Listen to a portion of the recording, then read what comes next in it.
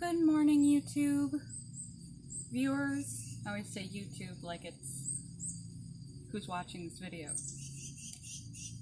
We know by now, it's old hat that morning routines are important and that most of what we do is run by our habits that get programmed into our subconscious, and we run on autopilot.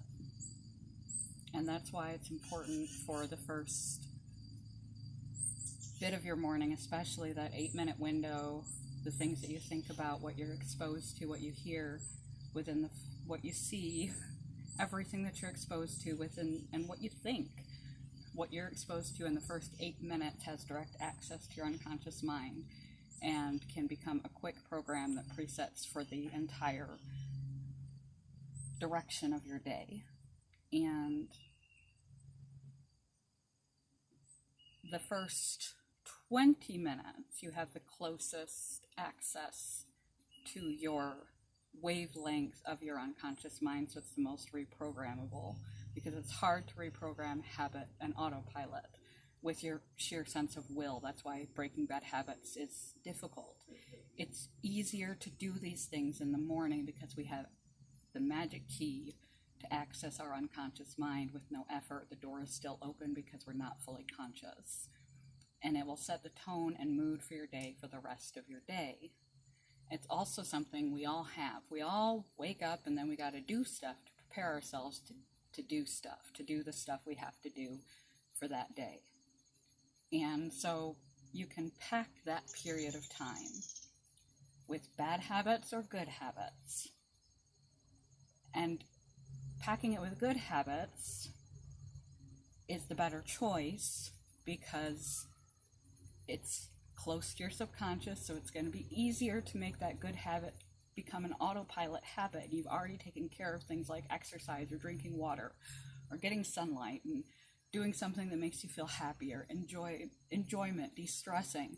Any good habit that you pluck in the morning is going to stick as a habit easier than if you try to pluck it in any other time of the day, because it's closer to accessing your unconscious mind, which means the habit is going to be easier to become autopilot.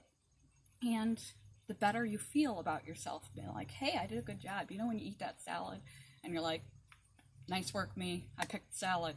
Yeah. You feel a sense of pride because you made right choices.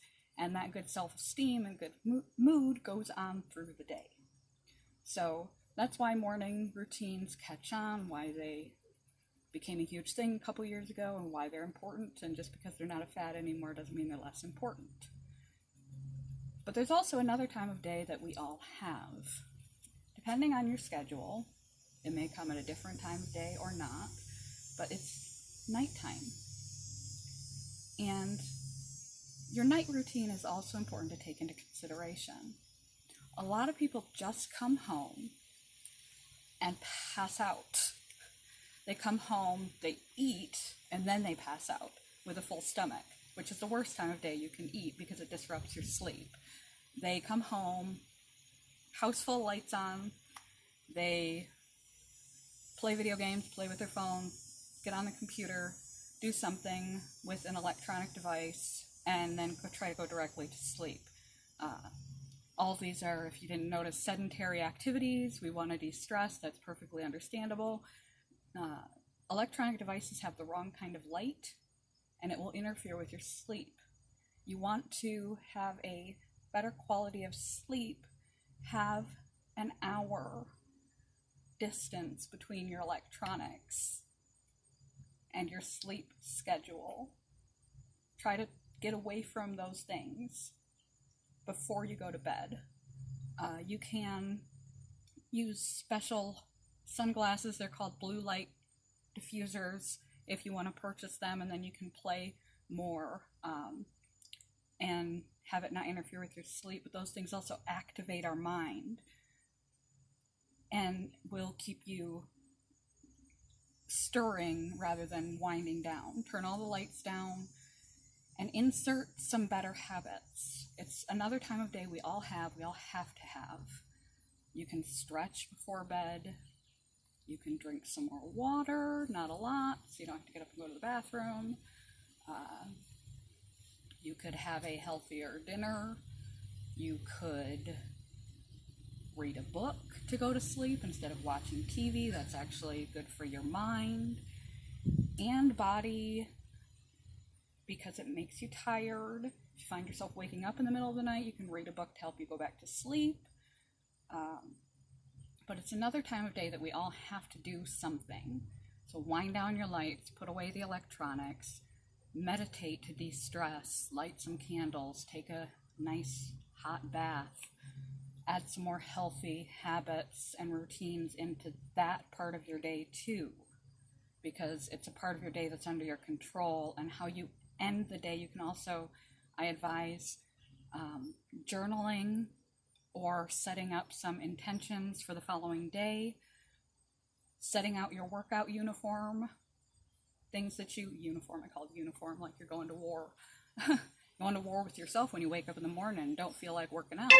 But if you see that reminder, if you need to drink more water in the morning, set out your water glass, set out reminders for the next day, be prepared for the next day, prepare your breakfast ahead of time for the next day. In the evening, do these preparatory things for your following day in the evening so it's easier to follow through with those healthy habits that you're trying to instill. Make healthier choices at night. Turn the lights down, step away from the electronics, prepare for the following day, set intentions. And just like we're accessing our subconscious when we wake up, we also have a door to the unconscious when we go to sleep at night. It's important to set up the night with healthy habits, healthy sleep hygiene, preparatory work for the morning and the next day, and go to sleep with the best positive physical feeling and mental energy as possible. If you have to have white noise or watch TV when you go to sleep at night, I highly advise you put on something positive.